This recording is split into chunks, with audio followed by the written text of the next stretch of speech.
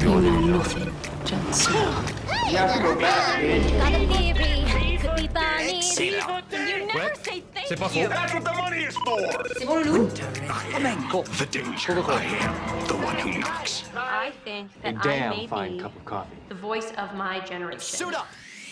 Bonjour les Pickies et bienvenue dans PIC TV, le podcast qui décortique les tendances et l'actualité des séries. Vous voyez En Thérapie, la série Phénomène diffusée récemment sur Arte, et à la base, c'était une série israélienne. Homeland, pareil, Euphoria, même chose. Mais Israël n'est pas qu'une grande productrice de séries facilement adaptables. Ces séries originales, elles aussi, sont excellentes. Il y a notamment Shtisel, dont la 3e saison vient de sortir sur Netflix. Il y a aussi Our Boys, Fauda ou encore Losing Alice. Alors comment le pays a-t-il fait pour s'imposer dans la création de séries ? Qu'est-ce qui fait la spécificité ou l'universalité des séries israéliennes ? Pour en parler cette semaine, je suis accompagnée comme toujours de la fabuleuse Marie Telling. Bonjour Marie. Salut Anaïs. Et également d'Olivier Joyard, critique série et réalisateur du documentaire Israël, terre de séries, disponible sur Canal+. Bonjour Olivier. Salut Anaïs. Bon, comme on a un invité aujourd'hui, Olivier, c'est quoi ton pic ? En ce moment, je trouve qu'on a un peu plus de temps peut-être pour regarder les séries et du coup, je rattrape des choses que j'ai pas vues. J'ai rattrapé des vieilles séries et là, j'ai rattrapé une série de l'été dernier qui s'appelle Ted Lasso, qui est sur Apple TV et que j'ai vraiment... j'avais entendu beaucoup sur les réseaux sociaux et puis à travers quelques critiques que c'était une série un peu à pas rater. Et c'est donc l'histoire d'un coach de foot américain comme ça arrive dans une équipe en Angleterre de foot normal, quoi, le foot, quoi, celui qui se joue à 11, quoi. Et c'est à la fois une série à l'ancienne, une série de personnages sur des situations très simples, quelque chose de vraiment dont on n'a plus trop l'habitude, où on a l'impression que les concepts dominent tout dans les séries aujourd'hui. C'est aussi une série sur les hommes entre eux. Enfin, il y a des très bons personnages féminins d'ailleurs, mais c'est quand même avant tout une réflexion sur qu'est-ce que c'est les hommes dans un groupe, les vestiaires, les rivalités. Et la série prend tous les contre-pieds par rapport à cette idée qu'on pourrait s'attendre à une série très testostérone, etc. Et c'est à peu près tout le contraire, donc j'aime beaucoup. Et c'est sur Apple, c'est ça ? Apple TV+. Tout à fait. Marie, c'est quoi ton pic ? Mon pic, c'est la sortie de Shadow and Bone sur Netflix le 23 avril. Alors, je n'ai pas encore vu la série, mais c'est une adaptation de 2 séries de livres de YA, donc Young Adult, que j'ai lues. C'est des romans d'une autrice américaine qui s'appelle Leigh Bardugo et ça se situe dans un monde un peu parallèle de fantasy qui s'appelle l'univers des Grisha. Et donc, les 2 sagas se situent à des années d'écart, mais là, ils les ont rassemblées dans la série, donc je suis très curieuse de voir comment ils vont faire ça. À mon avis, ça va pas être très bon. Si je me fie à toutes les autres séries Netflix destinées à des adolescentes ces dernières années ou aux séries qui ont adapté des grandes franchises de fantasy comme The Witcher. Mais en même temps, en ce moment, j'ai juste envie de binger un truc un peu naze. Et Netflix est vraiment là pour ça. Et donc, j'ai très très hâte de découvrir Coucou Netflix. Non, mais c'est vrai. C'est-à-dire que j'ai du mal à binger en ce moment. Mais la dernière série que j'ai bingée, c'était Bridgerton. Et la série d'avant, c'était Emily in Paris. 2 séries qui sont assez nulles, mais qui m'ont énormément divertie pendant 24 heures. Et donc, j'ai vraiment hâte d'être divertie par un autre truc qui sera sûrement très, très médiocre. Shadow and Bone. Voilà, ça se trouve, ce sera génial. Hein. Je suis vraiment une connasse. Et toi, Anaïs, c'est quoi ton pic ? Moi, c'est un pic de larmes parce que j'ai encore les yeux un peu rougis après avoir fini hier soir la mini-série britannique It's a Sin qui a été créée par Russell T Davies. Ça parle en fait d'un groupe de jeunes qui se rencontrent à Londres dans les années 80. La plupart d'entre eux sont gays et ils attaquent un peu leur vie, ils attaquent un peu la vie active. Ils sont pleins d'espoir, ils sont hyper ambitieux, ils ont la vie devant eux. Sauf qu'en fait, les années 80, c'est aussi l'arrivée du sida à Londres. Et donc, on comprend dès le début que, dans quelques années, ça va sans doute devenir très compliqué pour eux. Donc, c'est très, très, très émouvant, vous vous en doutez. Mais moi, ce que j'ai vraiment aimé dans la série, c'est que malgré ce sujet très sombre, elle est pleine de vie, en fait. Russell T Davies, c'est le créateur de Queer as Folk et c'est aussi celui qui a fait Years and Years, qu'on avait, toi et moi, pas trop aimé, Marie. Moi, personnellement, j'avais trouvé ça très lugubre, en fait, et un peu assommant de noirceur. Et ça m'a un peu traumatisée comme série. Et là, ce que j'aime beaucoup avec It's a Sin, c'est que ça rayonne, en fait. Il y a plein de moments de joie et de bonheur et de célébration. Donc, évidemment, c'est un sujet qui est compliqué, mais en même temps, il y a des moments de catharsis qui sont très, très forts. Et donc, on pleure beaucoup, mais on pleure en souriant, en fait. Il y a quelque chose de très réconfortant et de très poignant dans cette série. Donc voilà, je vous la recommande absolument. It's a Sin, c'est une des meilleures séries que j'ai vues cette année. C'est sur Canal+, en ce moment. Bon, on va passer au sujet du jour, qui est les séries israéliennes, qui ont un peu la cote en ce moment. On en a parlé, il y a Shtisel qui vient de sortir sur Netflix, qui est aussi disponible en France toutes les saisons et pas seulement la saison 3. J'avoue qu'ici, on a quand même un gros prisme séries américaines et britanniques, et moi, je vais pas forcément aller voir ailleurs côté séries internationales. Donc, je voulais vous demander comment vous êtes arrivé un peu aux séries israéliennes. Qu'est-ce qui a fait que vous avez commencé à les regarder? Et toi, notamment, Olivier, qui a carrément réalisé un documentaire sur le sujet. Qu'est-ce qui t'a intéressé dans ces séries à la base? Ouais, j'ai fait un documentaire l'année dernière qui a été diffusé sur Canal+, mais ça faisait déjà, comme je suis très très vieux, ça faisait déjà 15 ans en fait que j'avais un peu repéré, disons, enfin comme beaucoup d'autres, l'essor des séries télé israéliennes. Je me souviens, j'étais à un festival qui s'appelait Scénariste en série, où vous avez invité Haggai Levy, qui est donc l'auteur original de In Treatment, enfin Betty Pool ou En thérapie. Enfin, c'est la série de psy qui a un peu lancé la vague, qui a été adaptée aux États-Unis avec Gabriel Byrne pour HBO. Et donc c'est vraiment ce moment-là où je me suis dit, tiens, c'est étrange parce que l'idée, c'est vraiment de respecter le format télévisuel, le format sériel, c'est-à-dire en gros du face-à-face et des gens qui parlent dans une pièce. Et en même temps, c'est quelque chose que j'ai jamais vu avant. Donc je me suis dit, bon, il y a peut-être quelque chose à explorer. Et ensuite, il y a eu Hatoufim qui a donné Homeland. Il y a eu plein d'autres trucs, quoi. Et toi, Marie, comment t'es arrivée aux séries israéliennes? Moi, justement, c'était avec Hatoufim, parce que j'avais vu Homeland et je savais que c'était une adaptation d'une série israélienne, donc j'étais très curieuse. Et ce qui est intéressant avec Hatoufim, en fait, et ce qui m'avait vraiment intriguée sur justement cette adaptation, c'est que, comme dans Homeland, c'est une histoire de prisonniers de guerre qui rentrent après des années passées en captivité, mais c'était très spécifiquement israélien, c'est-à-dire que dans Hatoufim, c'est 3 prisonniers. Il y en a que 2 qui reviennent, il y en a un 3e, on ne sait pas s'il est mort ou s'il est toujours en captivité. Et surtout, Hatoufim est vraiment beaucoup plus, c'est un drame familial, alors que Homeland est beaucoup plus une série d'espionnage, c'est plus centré sur les suspicions qu'a Carrie, une agent de la CIA qui est bipolaire, au sujet de Brody qui a été en captivité, et elle pense qu'il a peut-être été converti et qu'il est peut-être devenu un terroriste infiltré aux États-Unis. C'est un vrai thriller, alors que Hatoufim... Oui, post-11 septembre à fond, quoi. Voilà, exactement. Donc c'était vraiment un peu sur les névroses des États-Unis à ce moment-là, alors que Hatoufim était vraiment sur les névroses d'Israël. Il y a beaucoup de prisonniers de guerre en Israël qui reviennent après des années de captivité. Alors, il y en a beaucoup plus qu'en France ou qu'aux États-Unis. Et donc, cette question de leur réinsertion, de tout l'aspect psychologique et familial était beaucoup, beaucoup plus présent dans Hatoufim.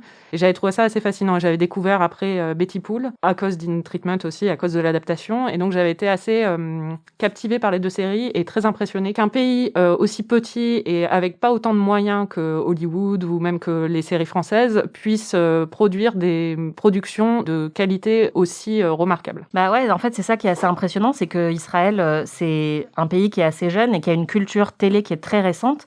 Comment ils ont fait pour devenir aussi bons aussi vite, Olivier, à ton avis? Ça, c'est un truc, en tout cas, qui m'a frappé quand j'ai commencé à m'intéresser vraiment au sujet un peu en profondeur. C'est que, déjà, Israël a 70 ans à peu près, un peu plus de 70 ans. Donc, c'est un pays très, très, très, très jeune. Et il n'y avait qu'une seule chaîne de télé jusqu'aux années 90. Je ne sais pas si vous imaginez. En fait, il y avait Ben Gurion, qui est un des pères de la nation, qui a été le président pendant très longtemps, appelait ça la petite boîte stupide. Et il ne voulait pas qu'il y ait de télé en Israël. Il voulait que le pays bosse, le pays travaille sur son propre développement. Et c'était de la télé éducative sur une seule chaîne ou un peu de propagande militaire ou des choses comme ça. Et à partir des années 90, je crois qu'il y a eu des chaînes du câble qui sont apparues et une libéralisation, disons, du paysage audiovisuel en Israël, et qui a fait que des gens se sont engouffrés dedans. Donc, tout de suite, en fait, ils n'ont pas eu le poids d'une histoire, c'est-à-dire de la télé qui les a précédés, ou comme en France, le poids du cinéma, par exemple, par rapport au petit écran. Mais par contre, ils avaient plein d'histoires à raconter, quoi. Il y a plein de choses qui devaient sortir tout d'un coup. Donc c'est un peu comme ça que moi j'ai, disons, entre guillemets, analysé la chose, c'est que on a assisté à presque une génération spontanée, quoi, quelque chose qui est arrivé, et en même temps ça vient de très très loin, puisqu'il y a quand même un goût pour les histoires dans la tradition juive, qui est évidemment, en ce moment c'est Pessah, il y a beaucoup d'histoires autour de Pessah, dans la pratique religieuse, tout est fondé sur des récits. Oui, c'est intéressant ce que tu dis. En fait, ils n'étaient pas enchaînés, peut-être comme d'autres pays, à cette tradition très très forte où nous, c'est vrai que, on le dit parfois, la télé française sent un peu le renfermer, quoi. Et quand on voit les séries israéliennes, moi, ce qui me frappe, c'est vraiment qu'il y a cette modernité tout de suite. Et j'ai l'impression de voir quelque chose que j'ai jamais vu ailleurs, alors que la télé se répète quand même beaucoup ailleurs, quoi. Je pense qu'il y avait aussi, par rapport, et t'en parles dans le documentaire, je crois, où il y a un manque de moyens aussi. Et du coup, on insiste beaucoup plus sur l'écriture, ce qui pour moi, et je sais pour toi aussi Anaïs, c'est un peu le cœur quand même de la télé, c'est-à-dire que on compense parfois des moyens techniques qui sont pas à la hauteur du cinéma par un récit sérialisé qui est beaucoup plus intéressant, et du coup ils vont innover à ce niveau-là. Mais Betty Pool, au niveau des moyens, c'est filmé dans une pièce, quoi. Au niveau du budget, c'est rien. Mais l'écriture, et d'ailleurs quand on regarde In Treatment, ça a été pratiquement copié, et même en thérapie, la trame reprend totalement la trame des premiers épisodes de Betty Pool. Donc l'écriture est vraiment hyper fine et hyper travaillée pour compenser un peu ça. Et il y a c'est système D, en fait, un peu, la production. C'est-à-dire qu'il n'y a pas de moyen d'industrialiser la production des séries. Et donc, tous les scénaristes que j'ai rencontrés, c'est des gens qui travaillent 2 ans, 3 ans, un peu tout seuls, ou avec un co-scénariste ou une co-scénariste, et qui se retrouvent... Alors donc du coup ils sont pas très bien payés. C'est pas un métier de beaucoup de paillettes en fait en Israël, le métier de scénariste de télé ou de créateur de séries et de créatrice. Et donc du coup ça produit évidemment quelque chose. On va pas faire tout ça pour rien en fait. On va pas faire tout ça pour simplement raconter une histoire qu'on aurait pu raconter autrement ou sous d'autres formes. Il y a vraiment une nécessité intime très puissante, je trouve. Et donc au fond les séries israéliennes, en tout cas la plupart d'entre elles, et on les voit pas toutes, et il y en a plein d'autres, mais sont quand même à la base des idées d'auteurs et d'autrices, c'est-à-dire de quelque chose qui vient d'une tradition, d'un imaginaire personnel qui est pas du tout, c'est ça le paradoxe, qui est pas du tout fait pour répondre à une industrie ou à ce qui se passe ailleurs, quoi. C'est pas, ils n'ont pas choisi au départ en tout cas. Après il y a eu plein de choses qu'ils ont faites dans ce sens-là, mais d'être adaptés partout, d'être comme ça la nouvelle référence des séries internationales. Je crois au contraire, il y a eu beaucoup de tâtonnement et d'humilité au départ. Je pense que ce qui est intéressant aussi, et ce qu'il faut mentionner, c'est que Israël est un pays très très riche au niveau des cultures qui s'y confrontent. C'est un pays aussi qui est en guerre.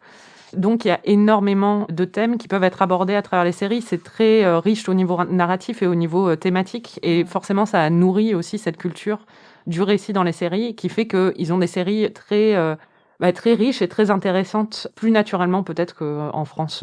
Et sur les moyens, c'est fou, c'est des moyens de court-métrage pour nous en France, et ça va de 1 à 10 à peu près par rapport au budget français. Parce que par rapport au budget américain, ça va de 1 à, je sais pas, 50, 60. Ouais, je crois qu'il y avait quelqu'un dans ton documentaire qui disait pour une adaptation américaine, pour le premier épisode, ils ont mis autant de moyens que nous pour les 40 épisodes de la première saison. Oui, en fait. Parce qu'il n'y a pas de marché. Il y a 9 millions d'habitants, il y en a 2 millions ou 1,5 million qui ne regardent pas la télé, parce que c'est des juifs orthodoxes qui sont en tout cas censés ne pas regarder la télé. Il y a la population arabe qui ne s'intéresse pas forcément aux productions israéliennes mainstream. Donc... ça fait un tout petit marché. Ouais, comme tu disais, Olivier, il y a quand même dans beaucoup de ces séries israéliennes une vision très spécifique et des sujets qu'on imagine mal voir exportés. Par exemple, Shtisel, ça parle d'une famille ultra-orthodoxe. Comment est-ce que ces séries parviennent malgré tout à toucher un public international, Marie ? Ce qui est intéressant avec Shtisel déjà, c'est que c'est un gros succès en Israël. Donc pour resituer, c'est une série, une dramédie familiale qui est située dans l'univers des Haredim, à Jérusalem. Donc c'est une communauté ultra-orthodoxe qui est un peu coupée du monde et du reste de la société israélienne. Là, cette série nous offre un peu une vision quotidienne à travers une famille, les Shtisel, dont le fils cherche à se marier, mais il est assez romantique, un peu artistique, et c'est en confrontation un peu avec les valeurs de sa communauté, les valeurs familiales et la pression qu'il y a sur lui pour se marier très vite. Ça a été un énorme succès en Israël. C'est sorti en 2015, entre 2015 et 2017. Il y a eu 2 saisons où la série est devenue un phénomène aussi bien dans l'Israël laïque, qui était fasciné en fait par cette communauté, et parce que c'est une bonne série, c'est très bien écrit, c'est hyper prenant. Parce que les juifs orthodoxes habitent des quartiers spécifiques qui sont quasiment sans aucun lien avec Bnei Brak, par exemple, à côté de Tel Aviv. C'est vraiment une ville en soi où les laïcs ne vont quasiment jamais. Ouais. Et puis en plus, il faut dire, il y a des tensions entre la communauté ultra-orthodoxe et le reste du pays, parce qu'ils ont le droit, par exemple, de ne pas faire leur service militaire, donc il y a énormément de ressentiment par rapport à ça. Et parce qu'ils ont énormément d'impact sur la politique interne et en particulier sur la droitisation de la politique israélienne. Donc il y a énormément de tensions à ce niveau-là. Et cette série a permis d'ouvrir un peu la porte sur cette communauté, de montrer sa réalité et son quotidien à la population israélienne. Mais ce qui est intéressant, c'est qu'elle a eu énormément de succès aussi auprès de la population haredim. Après, c'est difficile à mesurer et à quantifier parce qu'ils n'en parlent pas forcément et parce que ils ne sont pas censés regarder la télé. Ouais. Mais la musique d'ouverture, le générique d'ouverture de Shtisel est très souvent joué au mariage haredim ces dernières années. Donc on voit quand même que ça a eu un impact.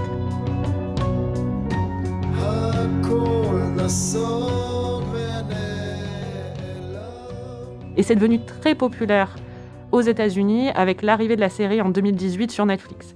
Et là, on voit vraiment déjà l'impact des plateformes de streaming et surtout de Netflix et de sa stratégie internationale et de la façon dont ils ont été très malins en récupérant des succès à l'étranger pour les promouvoir après aux États-Unis. Ça leur permet de diversifier leur plateforme.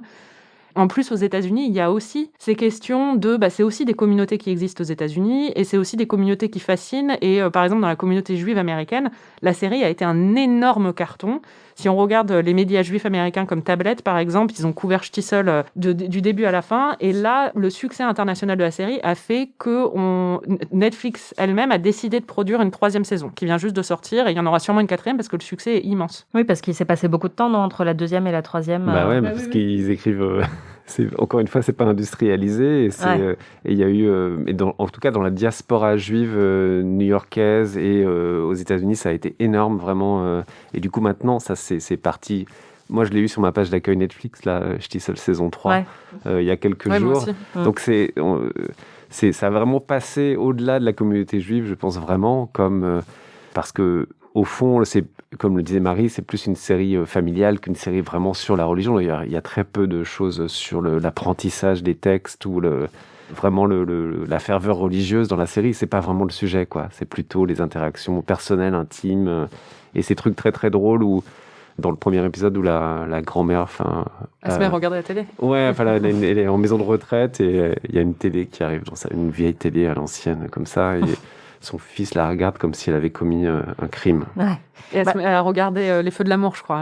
Elle est passionnée par Les Feux de l'amour parce que c'est la première fois qu'elle peut regarder un soap opéra. Ouais, en fait, quand on regarde Shtisel, au final, c'est vrai que le cadre est pas familier, mais les ressorts narratifs, pour le coup, répondent à plein de choses qu'on connaît et qu'on aime bien. Il y a beaucoup de tensions romantiques entre ce personnage du fils dont tu parlais, Marie, et d'autres personnes. Donc, en fait, je pense qu'on s'y retrouve, même en découvrant ce cadre ultra-orthodoxe qu'on connaît pas forcément. Ouais, c'est-à-dire qu'Israël profite du fait que tous et toutes, je pense qu'on s'intéresse beaucoup plus aux séries internationales aujourd'hui. Tu disais que vous aviez un tropisme un peu anglo-saxon ici, mais en réalité, quand même, on a commencé vraiment à regarder même les séries françaises, imagine.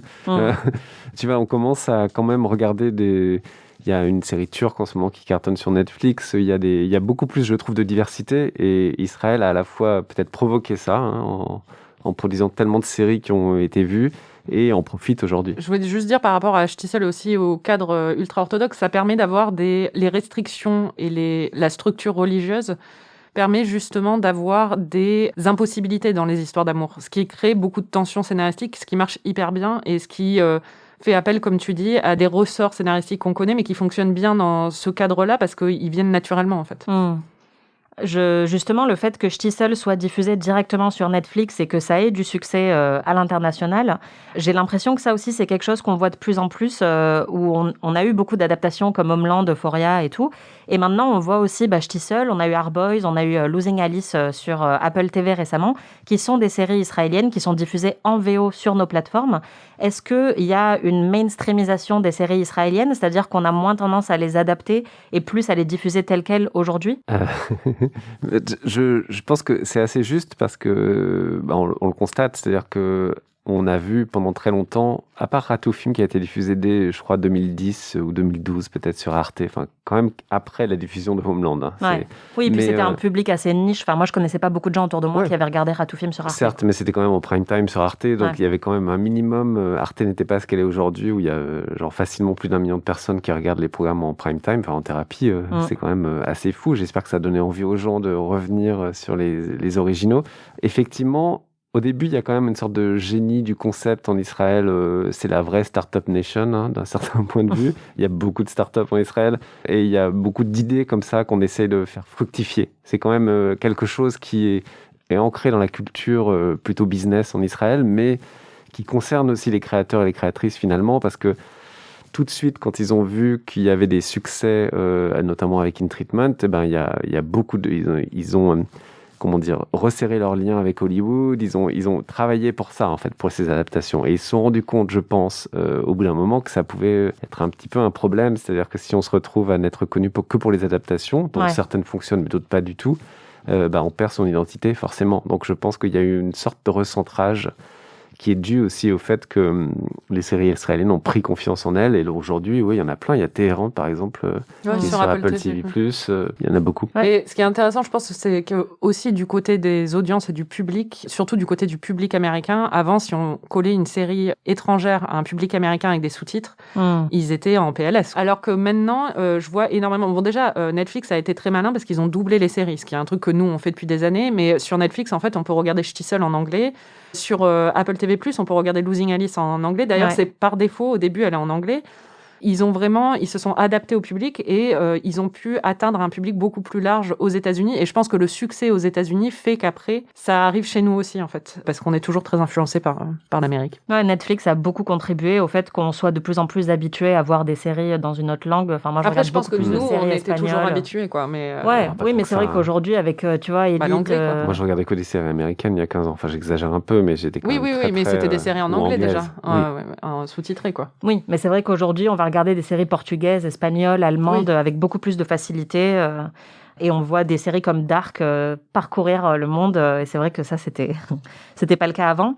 Marie, tu as parlé du conflit qui peut peut-être alimenter les récits dans les séries israéliennes.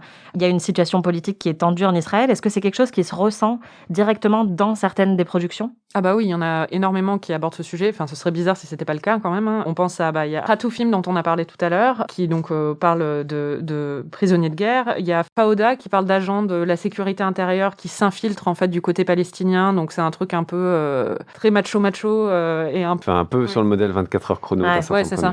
Et qui a été très critiqué parce que c'est un peu le truc aussi quand tu parles de ces sujets, forcément il va y avoir aussi un retour parce que c'est des sujets qui sont assez explosifs. Il y a Fauda a été critiqué par pas mal d'organisations palestiniennes qui trouvaient que ça caricaturait et que c'était, je cite, de la propagande. Mais l'année dernière, à contrario, il y a une série qui s'appelle Our Boys, qui est sortie en France sur Canal, qui a été produite en collaboration avec HBO et qui revient en fait sur d'abord la mort, l'assassinat de 3 jeunes Israéliens et ensuite en fait surtout le meurtre en représailles d'un jeune Palestinien qui s'appelle Mohamed, qui était un adolescent.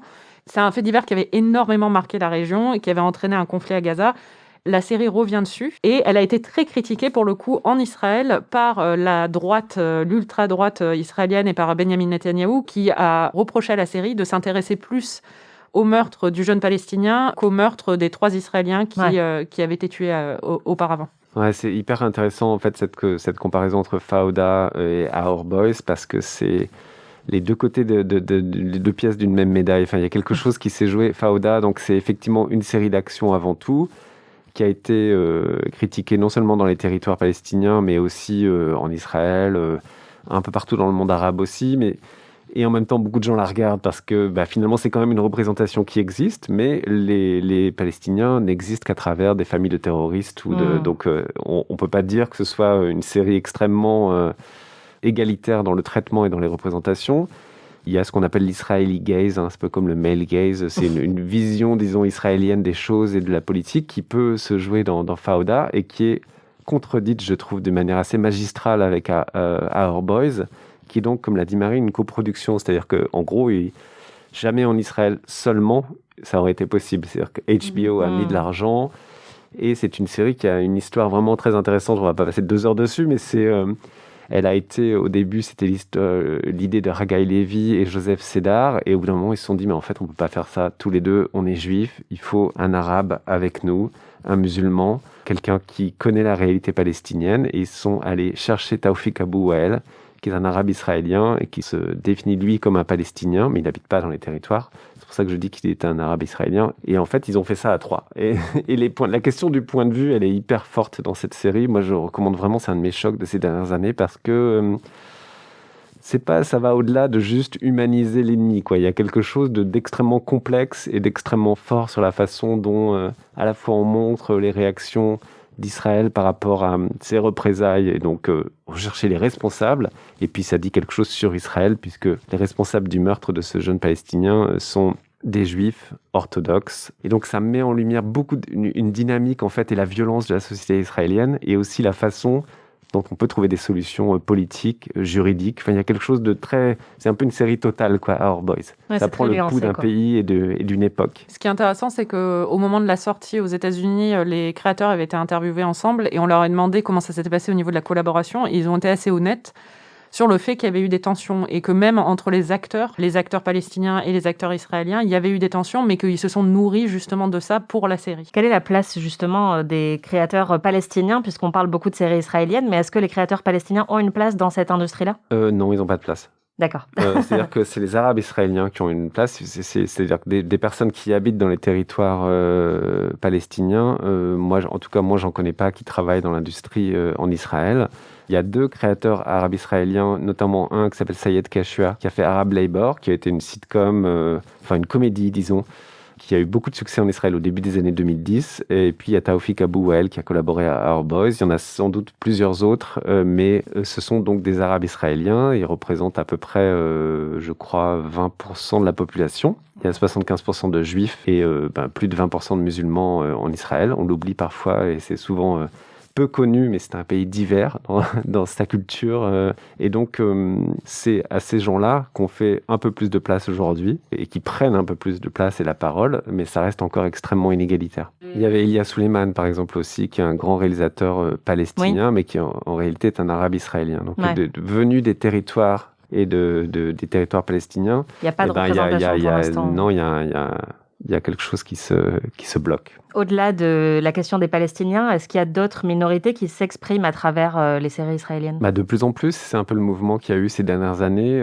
Il y a eu notamment beaucoup de récits féminins. Moi, j'aime beaucoup Losine Alice, qui est l'histoire d'une réalisatrice qui se retrouve dans une sorte de triangle amoureux entre son mari qui est acteur et une scénariste. Enfin, c'est un thriller amoureux sur le désir et la création.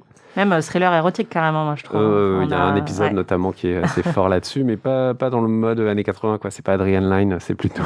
c'est quand même un regard beaucoup plus contemporain et un regard de femme sur ces questions-là. Ouais. Donc, il y a beaucoup de créatrices que moi, j'ai pu rencontrer aussi, notamment Batren Sabag, qui a fait Dumb, et qui, elle, en plus, vient de Beersheva, qui est dans le sud, qui appartient à la communauté séfarade.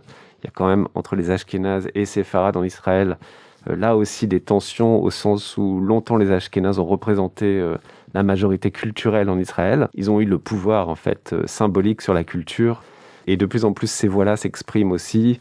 Ça me semble quand même assez intéressant à noter, c'est qu'à l'intérieur d'Israël, il y a un tel bouillonnement parce qu'on voit souvent de l'extérieur quelque chose d'assez binaire, en gros israélien, palestinien, extrême droite contre les libéraux artistes à Tel Aviv. C'est une partie de la réalité et l'extrême droite prend de plus en plus de place en Israël. Mais il y a quand même dans la société beaucoup de voix différentes qui, moi je trouve, trouvent leur place dans les séries. L'idée que les séries françaises sont toujours un peu en retard sur le reste du monde, encore la peau dure. Même ici, parfois, on rentre un peu dans ce cliché-là. Qu'est-ce que les séries françaises pourraient emprunter aux fictions israéliennes, à votre avis, Marie ? Déjà, la trame d'In Treatment, apparemment, enfin de Betty Pool. Ouais, ça marche. Meilleur score d'Arte. Voilà, donc ça, c'était une très, très bonne idée. Moi, je pense à un accent sur l'écriture et sur... une originalité de ton et d'écriture, en fait. Après, je suis un peu critique des séries françaises, donc je pense que c'est un peu... Tu n'as aimé aucune série française dans ta vie ? Non, j'ai beaucoup aimé En Thérapie, pour le coup, mais... C'est vrai qu'on n'a pas cette modernité, je trouve. Enfin, je trouve de plus en plus, par exemple, OVNI, moi, j'ai trouvé que c'était vraiment quelque chose de frais, mytho aussi, mais on a l'impression parfois que les séries françaises restent encore enfermées dans un cadre, alors que, voilà, quand j'ai vu Losing Alice, je me suis dit, j'ai vraiment pas l'impression d'avoir déjà vu ça dans une série. Donc, moi, en tout cas, c'est ça que j'aimerais voir un peu plus dans les séries françaises, c'est voir quelque chose de frais, quoi, quelque chose de neuf. Et de décomplexer peut-être aussi par rapport à toute cette idée de il faut absolument faire comme les Américains, il faut être dans le non, c'est pas le Bureau des légendes l'a fait sans le faire parce qu'ils ont fait une industrialisation en faisant une saison par an, mais enfin ça n'avait rien à voir avec une série américaine dans le récit et dans le rythme. Donc ils ont trouvé le truc et il faut toujours trouver le truc, quoi. Il faut trouver son identité quand on est un pays culturellement et quand pour les séries françaises, je trouve que ça a été longtemps très très difficile de se dire quelle est notre identité, quoi, par rapport au cinéma, par rapport aux séries internationales. Donc ce que peut apprendre Israël, c'est aux créateurs et aux créatrices françaises, c'est de se dire cherchons les sujets français et puis on verra bien en fait. N'essayons pas tout de suite de faire le thriller qui va marcher de façon internationale et mondiale. Alors je dis ça, mais en même temps Lupin, c'est exactement ce qu'ils font. Hein. C'est pas ma tasse de thé au sens que je trouve la série plutôt sympa et assez originale dans le contexte français, mais on peut pas dire que ce soit l'avenir des séries françaises. Oui, moi aussi je trouve Lupin pas mal, mais c'est vrai que ça coche beaucoup de cases de séries un peu à l'américaine, voilà, avec des scènes d'action, etc. Et ce serait un peu limitant si on n'avait que ça dans le paysage audiovisuel français. Tout à fait. Alors, s'il y avait une série israélienne que vous aimeriez recommander pour quelqu'un qui ne connaît pas forcément ce paysage sériel-là, laquelle vous recommanderiez ? Olivier, peut-être ? Moi, la série que je recommande vraiment, parce qu'elle résume plein de choses, c'est Our Boys, donc sur cet événement tragique qui s'est passé l'été 2014 et qui est vraiment pour moi une des meilleures séries, je ne parle pas de séries israéliennes, françaises, anglaises, américaines, mais une des meilleures séries de ces dernières années. C'est 10 épisodes. Et c'est disponible donc sur OCS et MyCanal. Super. Et toi, Marie, tu recommandes quelle série ? Moi, je recommande Shtisel pour toutes les raisons que j'ai évoquées plus tôt. Et puis, c'est très, très prenant. Et c'est une série très attachante et assez réconfortante. Et en ce moment, je pense que ça fait du bien à regarder, quoi. Tout à fait. Et moi, je rejoins parfaitement vos deux choix. C'est aussi celle que je préfère. Donc voilà, aucune originalité. Je me range totalement derrière vos avis. C'était PIC TV. Merci Marie et merci Olivier. Merci Anaïs. Merci à toi. Et merci à vous de nous avoir écoutés, chers Pickies. Vous pouvez visionner le documentaire d'Olivier, Israël, terre de série, sur Canal+. Et vous pouvez retrouver tous les épisodes de PIC TV sur slate.fr ou sur votre appli de podcast préférée. On se retrouve dans 15 jours avec un nouvel épisode. En attendant, si vous avez aimé ce podcast, n'hésitez pas à nous mettre 5 étoiles. Salut!